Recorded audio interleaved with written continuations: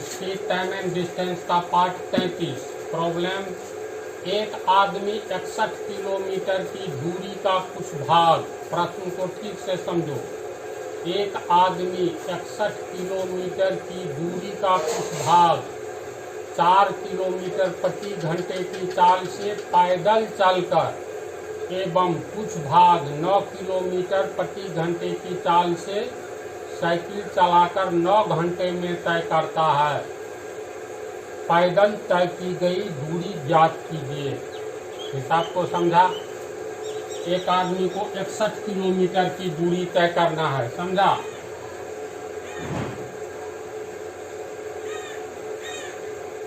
मान लो ये स्थान ए से बी तक 61 किलोमीटर की दूरी तय करना है। ये दूरी कितना हो गया? 61 किलोमीटर। इतना दूरी तय करना है। तो एक आदमी 61 किलोमीटर की दूरी का कुछ भाग 4 किलोमीटर प्रति घंटे की चाल से पैदल चलकर, यानी यहाँ से 61 किलोमीटर की दूरी जो तय करना है, तो 61 किलोमीटर दूरी का कुछ भाग, मान लो 10 किलोमीटर, 15 किलोमीटर या 16 किलोमीटर, कुछ भाग होगा ना। कुछ भाग का मतलब इस तमाम दूरी का कुछ भाग 4 किलोमीटर प्रति घंटे की चाल। आपको समझ रहा है? 61 किलोमीटर की यात्रा में कुछ पैदल चलता है एक व्यक्ति और कुछ दूरी साइकिल से चलता है। तो पैदल चलता है 4 किलोमीटर प्रति घंटा की चाल से, कुछ भाग दूरी तय करता है पैदल 4 किलोमीटर प्रति घंटा के रफ्तार से। इसके बाद वह पुनः साइकिल से चलता है 9 किलोमीटर प्रति घंटा की चाल से। तो कुल मिलाकर 9 घंटा में यह दूरी तय करता है। प्रश्न को समझा? तो 61 किलोमीटर में से कितना दूरी पैदल चलता है इसमें नहीं दिया हुआ है, ये ज्ञात करना है। पैदल तय की गई दूरी ज्ञात कीजिए। एक बात याद रखना, लास्ट में जो आंसर पूछे उसी को मान लेंगे। इसमें है ना, पैदल तय की गई दूरी ज्ञात कीजिए, मान लेंगे। माना कि व्यक्ति ने x किलोमीटर की दूरी पैदल तय की। समझ गया?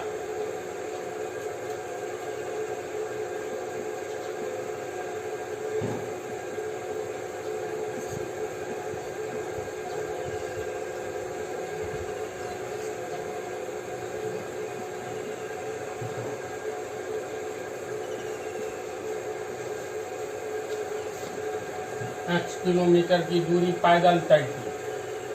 तो इसमें से x किलोमीटर की दूरी पैदल तय की, तो साइकिल से कितना दूरी तय की? बोलो। साइकिल से x। जैसे ए बी कोई रास्ता है 25 किलोमीटर का, यहाँ तक 10 किलोमीटर होता है। ये दूरी 10 किलोमीटर मान लो तुम पैदल तय किए हो। इसके बाद ए से सी तक 10 किलोमीटर पैदल तय किए हो, तो सी से बी तक की दूरी कितनी बच रही है? कैसे जानकारी मिली? टोटल दूरी में से 10 किलोमीटर हटा दो, यानी घटा दो। तो इसी तरह मान लो कोई व्यक्ति ए से लेकर के बी तक 61 किलोमीटर की दूरी तय करती है, तो मान लो x किलोमीटर यहाँ आता है बिंदु सी तक। तो ये x किलोमीटर की दूरी तय की पैदल, तो इसका अर्थ साइकिल से कितना दूरी तय की? तो इसको समझो, 10 किलोमीटर तू पैदल चला, सी से बी तक साइकिल से चला, तो साइकिल से कितना दूरी सी से बी तक चला? तो कुल दूरी 25 में से 25 माइनस 10 किलोमीटर कर देंगे तो 15 किलोमीटर, यानी दूरी जो साइकिल से चला, टोटल दूरी 25 किलोमीटर माइनस पैदल चली गई दूरी होगा ना। तो जो दूरी बच गया वो साइकिल से चला। तो ए से सी तक मान लेते हैं वह व्यक्ति पैदल चला x किलोमीटर, टोटल दूरी है ए बी का 61 किलोमीटर। तो इसका मतलब सी से बी तक की बची हुई दूरी को उसने साइकिल से तय किया, तो सी से बी तक कितनी दूरी बच गई? 61 में से x घटा दो, 61 माइनस x किलोमीटर बचा। ये दूरी हो गया 61 माइनस x किलोमीटर बी तक। समझा इसको? अब कह रहा है ये पैदल 61 किलोमीटर की दूरी का कुछ भाग 4 किलोमीटर प्रति घंटे की चाल से पैदल चलकर, यानी पैदल कैसे चला? 4 किलोमीटर प्रति घंटा की चाल से चला ना।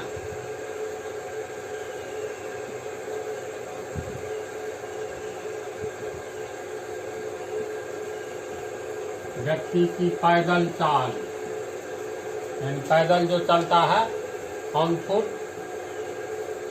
दिया हुआ है 4 किलोमीटर प्रति घंटा, 4 किलोमीटर प्रति घंटा। इसका अर्थ क्या हुआ? 4 किलोमीटर जाने में 1 घंटा लगता है, तो x किलोमीटर जाने में निकाल सकते हो। क्योंकि व्यक्ति 4 किलोमीटर जाने में 1 घंटा लेता है, इसीलिए व्यक्ति 1 किलोमीटर जाने में कितना लेगा? 1/4 घंटा होगा। इसीलिए व्यक्ति x किलोमीटर जाने में 1/4 गुने x घंटा, यानी x/4 घंटा समय लेगा।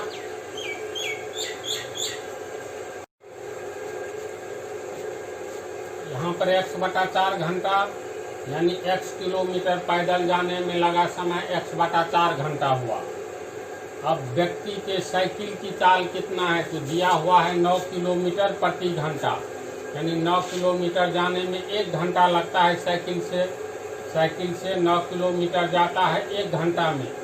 इसलिए साइकिल से 1 किलोमीटर 1/9 घंटा में, इसीलिए कितना जाना है? तो 61 माइनस x किलोमीटर, इसीलिए 61 माइनस x किलोमीटर 1/9 गुने 61 माइनस x घंटा गुना करके इतना हुआ। अतः 61 माइनस x किलोमीटर साइकिल से जाने में लगा समय 61 माइनस x/9 घंटा हुआ। होगा ना? इतना समझ गया तो उतारो। देखो, व्यक्ति को x किलोमीटर पैदल जाने में कितना समय लगा? x/4 घंटा x किलोमीटर जाने में। 61 माइनस x किलोमीटर साइकिल से जाने में समय लगा 61 माइनस x/9 घंटा। प्रश्न में कह रहा है 9 घंटा में अपनी यात्रा तय करता है A से B तक। इसका मतलब दोनों पैदल चलने में लगा समय और साइकिल से चलने में लगा समय को जोड़ देंगे तो 9 घंटे के बराबर होगा। समझा?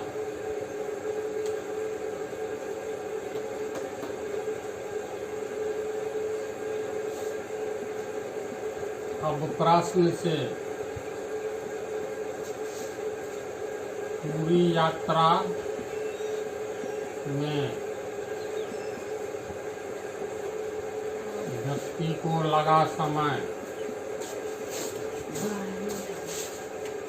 बराबर 9 घंटा।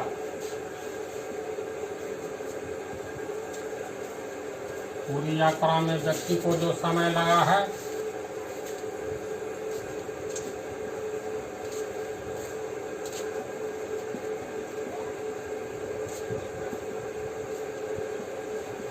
पैदल चलने में लगा समय जोर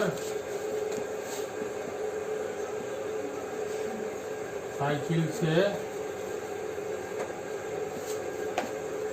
चलने में लगा समय, दोनों मिला करके लगा है 9 घंटा। तो पैदल चलने में लगा समय कितना है? x/4 घंटा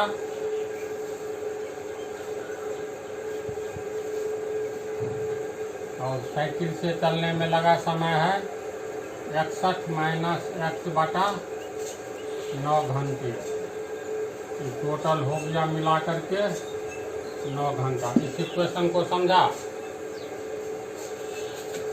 घंटा निकाल लो, कट जाएगा। x/4 प्लस 61 माइनस x बटा 9 बराबर 9। लघुत्तम निकालेंगे 36, 9x प्लस 4 61 माइनस x बराबर 9।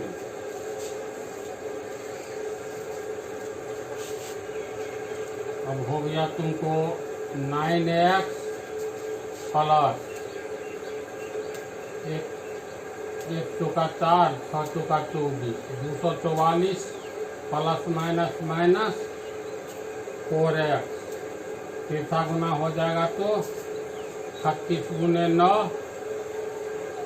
9 में से 4 गया 5x बराबर 6 9 में 54, 3 9 में 27, 5 32, 324, ये इधर जाएगा तो माइनस 244 और 5x बराबर 4 में से 4 गया 0, 32 में से 24 गया 8, इसीलिए x बराबर 80/5 बराबर 16। हम लोग माने हैं, माना कि आदमी ने x किलोमीटर की दूरी पैदल तय की, x का मान 16 निकला, यानी 16 किलोमीटर की दूरी पैदल तय की। समझा इस हिसाब को? अंत में लिखेंगे अतः व्यक्ति ने 16 किलोमीटर की दूरी पैदल तय की। आंसर चलो उतार लो। दूसरा प्रॉब्लम, 45 किलोमीटर प्रति घंटे की चाल से जा रही एक रेलगाड़ी 100 मीटर लंबे प्लेटफॉर्म को 1 मिनट में पार करती है, तो प्लेटफॉर्म पर खड़े व्यक्ति को यह कितनी देर में पार करेगी? 45 किलोमीटर प्रति घंटे की चाल से जा रही एक रेलगाड़ी 100 मीटर लंबे प्लेटफॉर्म को 1 मिनट में पार करती है। रेलगाड़ी किसी भी प्लेटफॉर्म को पार करने में कितनी दूरी तय करेगी? बोलो। अपनी लंबाई प्लेटफॉर्म की लंबाई, ये तो पहले थ्योरी में बतला दिए हैं।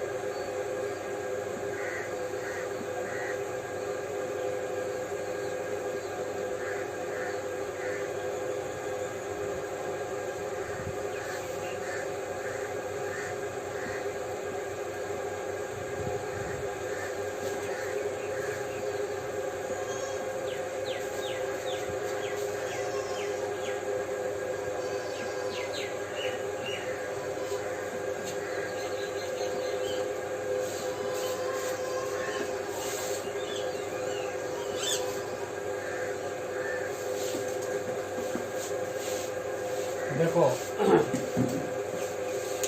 रेलगाड़ी किसी प्लेटफॉर्म को पार करने में अपनी लंबाई और प्लेटफॉर्म की लंबाई के योग के बराबर दूरी तय करेगी ना। इसमें रेलगाड़ी की लंबाई नहीं दिया हुआ है, बल्कि 100 मीटर लंबे प्लेटफॉर्म की लंबाई दिया हुआ है, तो रेलगाड़ी की लंबाई को कुछ न कुछ तो मानना पड़ेगा। तो रेलगाड़ी की लंबाई हम लोग मान लेंगे x मीटर।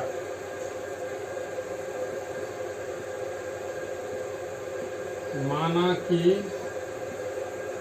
रेल की लंबाई बराबर x मीटर, तो रेलगाड़ी को प्लेटफॉर्म पार करने में कुल दूरी कितना तय करनी पड़ेगी? अपनी लंबाई जोड़ प्लेटफॉर्म की लंबाई, दिया हुआ है प्लेटफॉर्म की लंबाई।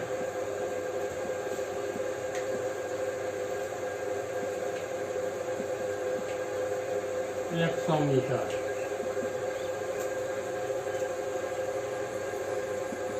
अतः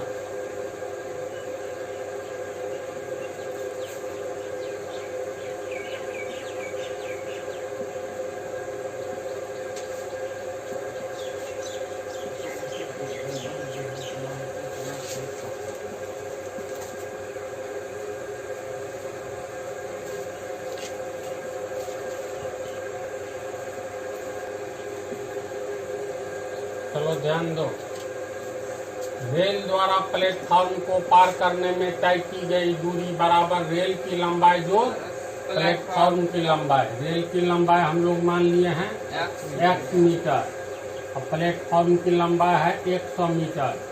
तो ये हो गया x प्लस 100 मीटर, है ना। अब इसमें दिया है रेलगाड़ी की चाल 45 किलोमीटर प्रति घंटा। ये तो बाद में चर्चा करेंगे। रेलगाड़ी 100 मीटर लंबे प्लेटफॉर्म को 1 मिनट में पार करती है, यानी ये रेलगाड़ी प्लेटफॉर्म को पार करने में अपनी लंबाई और प्लेटफॉर्म की लंबाई के बराबर दूरी तय करती है। 1 मिनट में प्लेटफॉर्म को पार करती है तो ये दूरी तय करेगी। इसका मतलब रेलगाड़ी की चाल क्या है, तो चूंकि 1 मिनट को तुम बदल लो सेकंड में, तो 60 सेकंड। तो चूंकि 60 सेकंड में रेल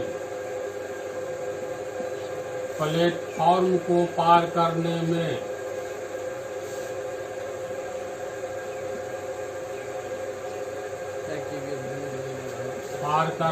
कितनी दूरी तय करती है, अपनी लंबाई जोड़ प्लेटफॉर्म की लंबाई यानी x plus 100 meter, x plus 100 meter. 60 second में रेल प्लेटफॉर्म को पार करने में x प्लस 100 मीटर की दूरी तय करती है।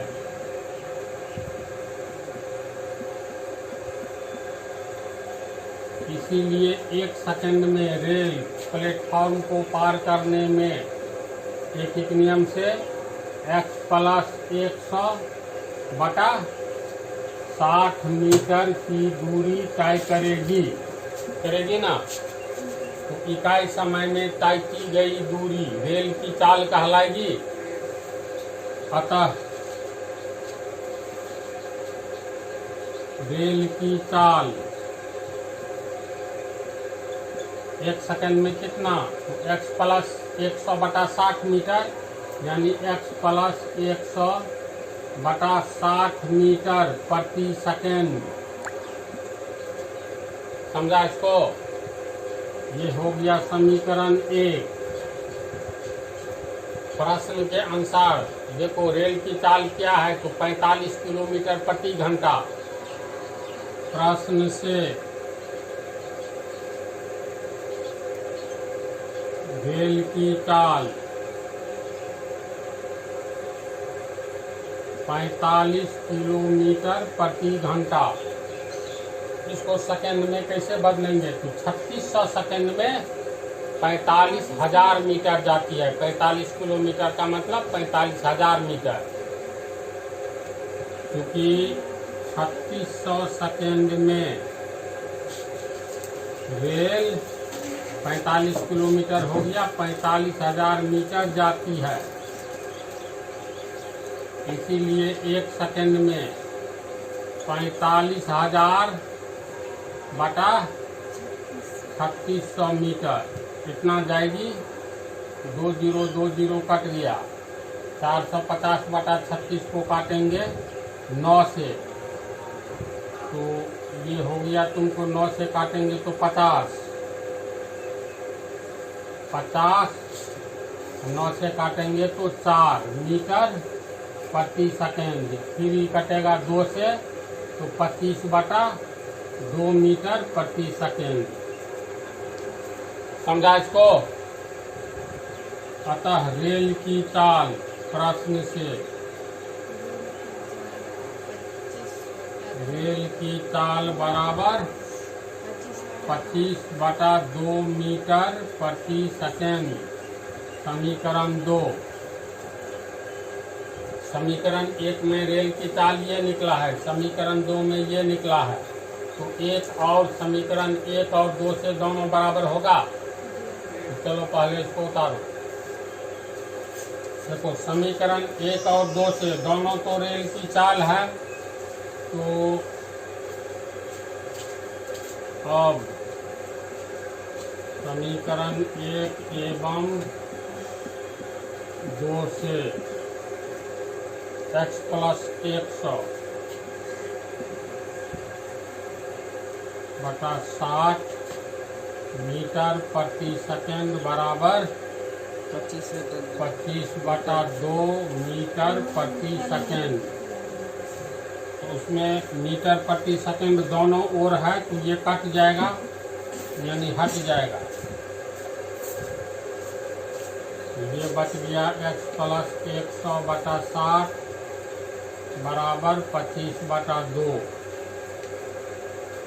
x + 100 तीर्था गुना कर दो, 25 × 60 बटा 2, ये हो गया 30, 25 या 75 750, इसीलिए x बराबर, ठीक है जी 30, हाँ ठीक है, x बराबर 750 माइनस 100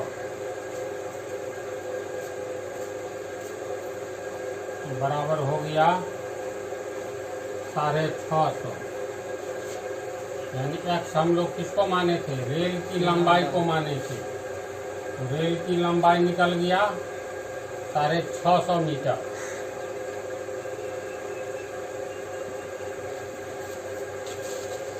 रेल की लंबाई बराबर 650 मीटर।